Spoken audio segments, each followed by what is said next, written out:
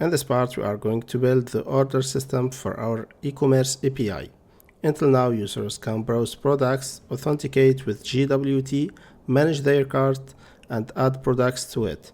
But the cart is not the final step. So in this video, we'll convert the authenticated user's cart into a real order.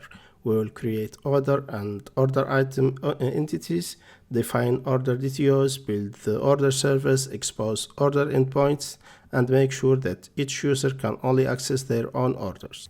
First, we create an order status enum. This represents the life cycle of an order. So when an order is created, it starts as pending. Later, we can move it to paid, shipped, delivered, or canceled.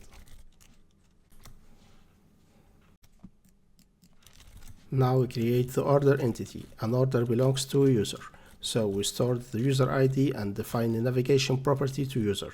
We also store the creation date, the order status, and the total amount and the list of order items.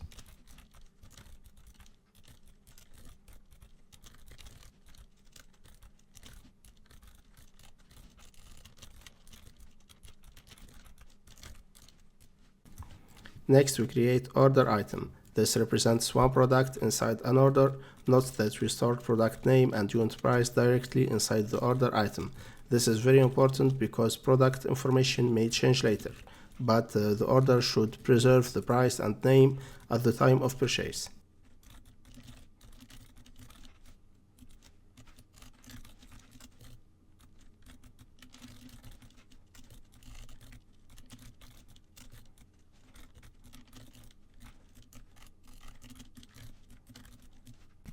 Now we register orders and orders items inside AppDB context.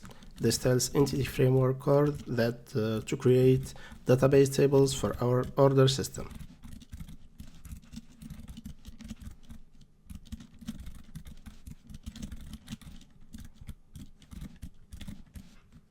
Now we create the DTOs returned by the API. Order item DTO represents each item in the order, and order DTO represents the full order response. This keeps our API response clean and avoids exposing database entities directly.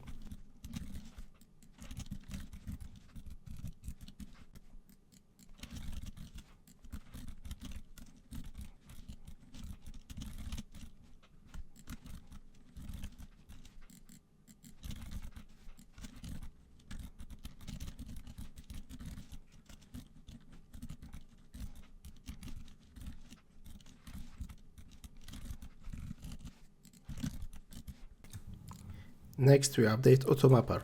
We add mappings from order item to order item DTO and from order to order DTO.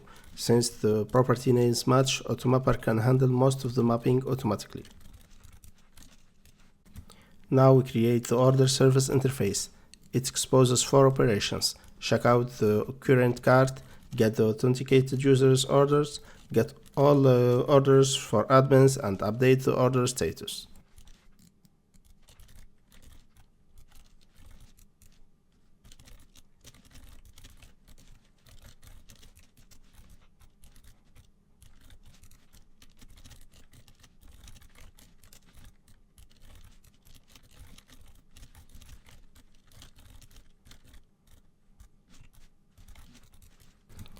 Now we implement the order service. The most important method is checkout async. So it loads the user's cart with the cart items and related products. If the cart is empty, we throw an exception. Then we create a new order from the cart item. We copy the product name and price into order item, so the order keeps a historical snapshot. After calculating the total amount, we save the order and remove the cart item. So this means after checkout, the cart becomes empty and the user has a real order.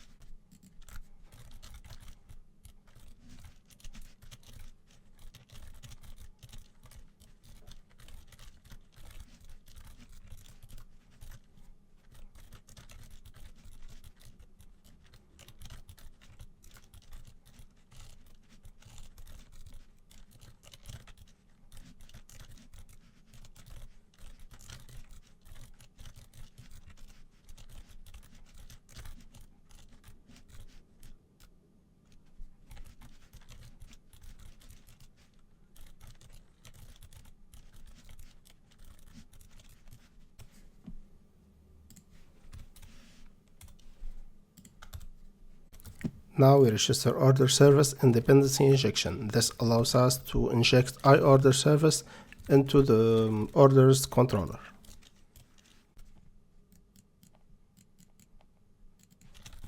Now we create the orders controller. The whole controller is protected because orders belong to authenticated users. The checkout endpoint converts the user's cart into an order.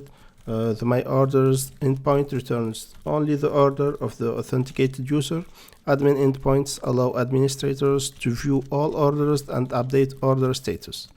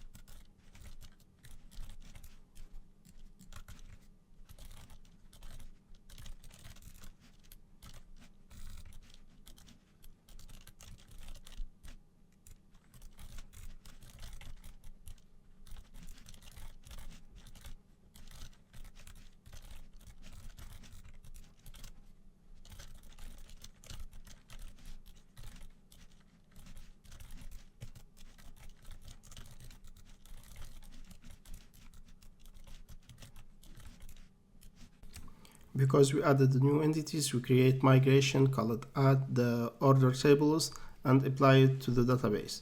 So we add migration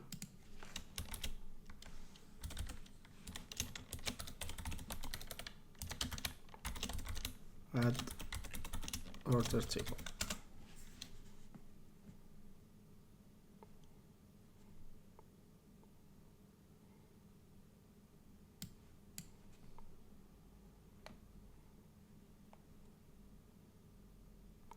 Once it's done, we update the database.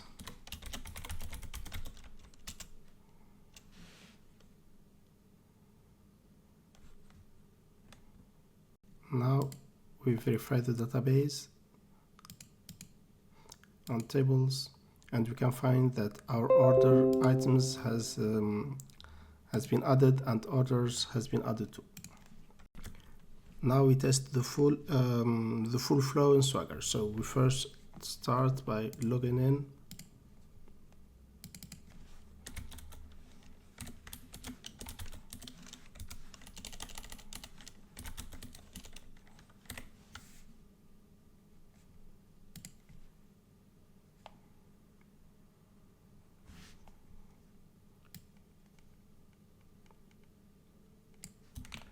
We copy the token and paste it here, authorize.